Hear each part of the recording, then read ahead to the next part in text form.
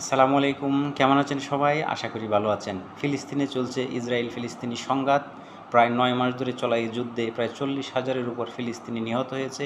অনেকে তাদের ঘরবাড়ি হারাচ্ছে এবং পঙ্গুত্ব বরণ করছে।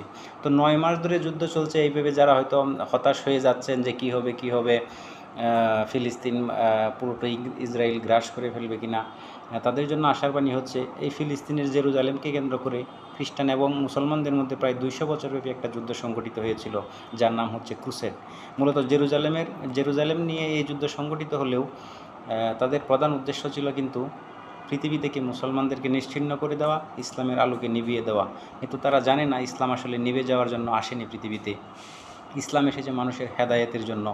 তো এরকম বহু বছর থেকে ইহুদি খ্রিস্টানরা মুসলমানদের বিরুদ্ধে ষড়যন্ত্র করে আসছে, যুদ্ধ করে আসছে, কিন্তু কোনোদিনও তারা সফলকাম হবে না।